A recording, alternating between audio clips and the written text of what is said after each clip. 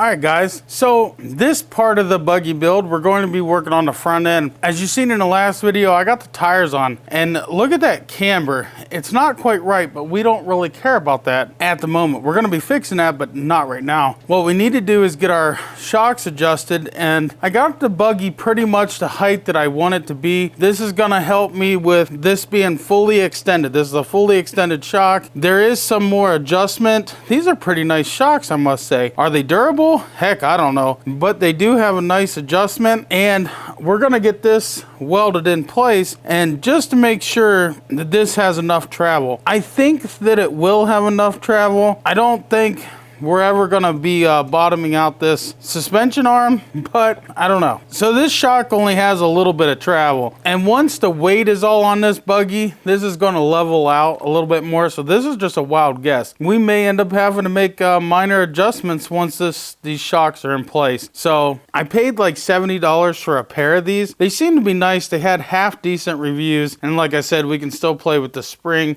tension it if we want. They're supposed to be really soft. I can't do nothing with it, but with the weight of this buggy, maybe it'll ride like a brick. I don't know. So without further ado, guys, let's get into seeing how we're gonna mount this. Now, what I want to do is take this piece of pipe here and mount it directly here in the center, and then I have a piece of flat stock that we're going to weld a piece on one side and weld a piece on this side, and then this shock is going to come over here and, you know, mock up with that, and then we'll have to trim the excess off. And then what I want to do is brace it, and then we're going to put another brace from here over to here. That'll keep it, that should be plenty strong enough. This is real thick stuff. So without further ado, guys, let's grind down the paint on this. We'll put a little notch in here, and we'll get this fitting real nice on here, and then we'll weld it up. We're gonna fully weld it because this part here isn't what we'll have to adjust. We'll have to adjust this if we need to. So we'll see how that goes, all right?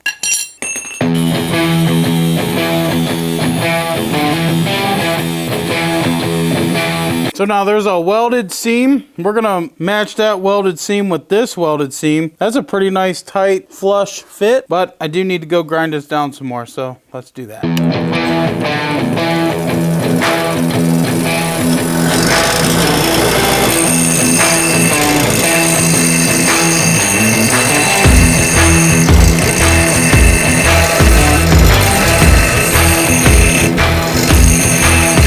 Well, guys, I kind of forgot to hit the record button. That's my bad. But anyway, as I was saying, the only thing you missed was welding. What I was saying is Vevor sent me out this welder, this little Chinese welder to try out, and I've been running it pretty good. I really liked it. And the thing is, I have a Lincoln electric welder over there, and I find myself using this one a lot more. I mean, just look at that weld. I'll zoom in on it. Look at that weld, and you tell me that that's not a pretty decent weld for a cheap Chinese machine. I think that's pretty good. That's as straight as you're gonna get it, and I think it's gonna hold very well. So now we can get our shock mounted. Don't worry, you guys will get to see some welding. I'll make sure to get some welding in when I put these pieces up. So right now what I'm gonna do is mock this up so we can get the welding on that. All right, guys, we got a corner bracing that's gonna go on here, just like so.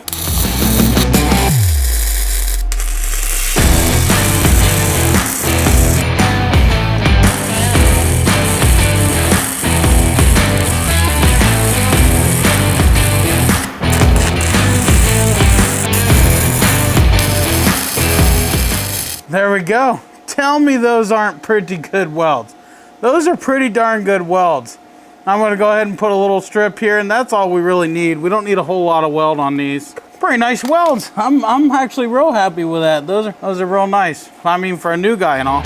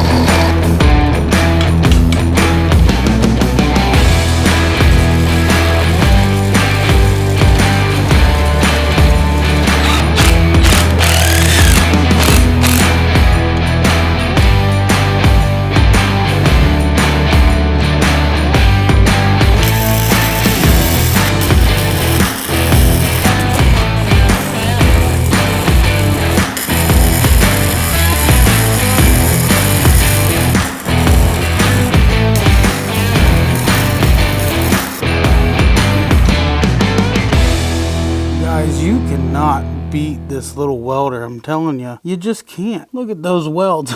I mean, how can you argue with that little cheap sucker? You can't. It's pretty wicked. It's real nice. Well, guys, there we have it. I welded in a brace to keep them from going side to side or pushing in or anything like that. That should be plenty for what this cart's going to be used for. Now, you may not believe it, but other than that jack back there, the whole front end is on its own. I could let that jack down. Right now, it's holding itself up here. There's a lot more weight on this side, but I don't know why. The jack is back there. The jack stand is down right here, so she's holding herself up. Now, one thing I did notice is these shocks here are pretty stiff. They're very stiff. There's no more adjustment for them.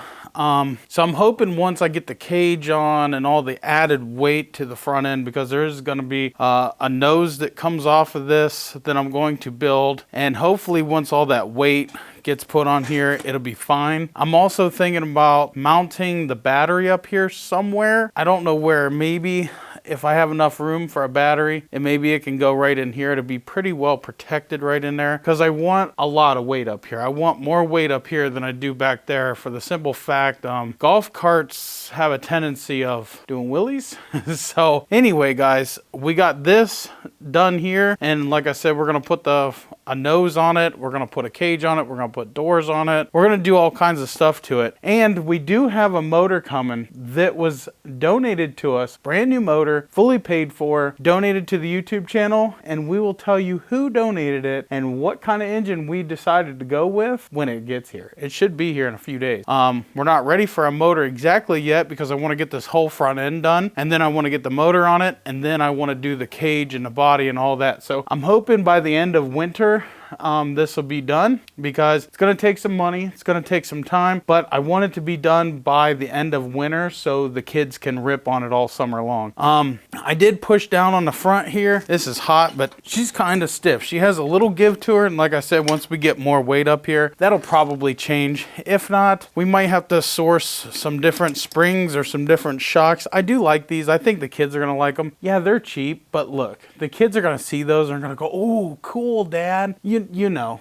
they're cheap. They're going to get the job done, I'm sure. Even if it's not the plushest ride, they're not going to care. They're kids. They're just going to be happy to be out in the woods. Now, it is sitting a little taller than I would like. That's nothing that we can't change, because we can still drill a whole other hole right here and bring these shocks up, which is going to stiffen them. It's going to stiffen it, but it will drop it some. So I don't know. We're going to have to work on that. Next video, we're probably going to tackle these spindles, because as you can see, the camber is just not where we want it to be. So there's that, but that would be the next video.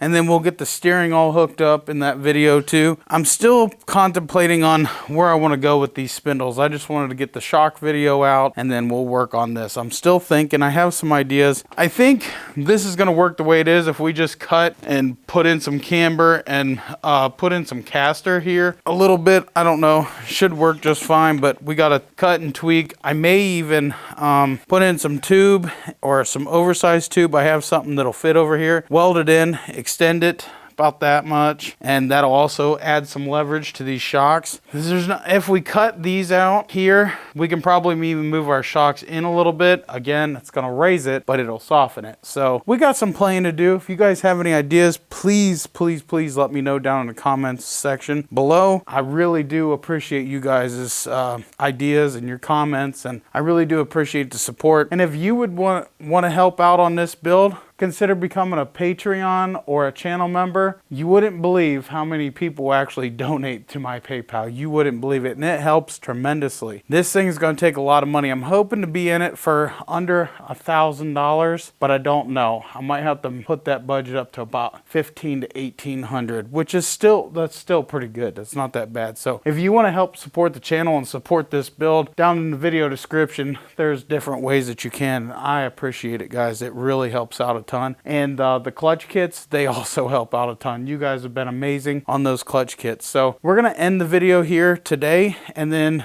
I have to go to camp. Well, I might be able to work on this tomorrow, so you might actually see a video on Saturday on this. I don't know, but if not, Sunday or Monday, we're gonna work on these spindles and maybe even work on a little bit of other stuff on this buggy to make the videos a little bit longer. Let me know if you want longer videos or shorter videos. Guys, I'm super afraid of giving you like a half-hour long video because I feel like you lose interest too fast. But you tell me in the comments, do you want 8-minute, 15-minute, 20-minute, half-hour, 45-minute? Tell me how long of a video you'd like to see, and I can try and make that happen for you. All right, guys, peace out. God bless. We'll see you in the next one. Thanks for tuning in, guys.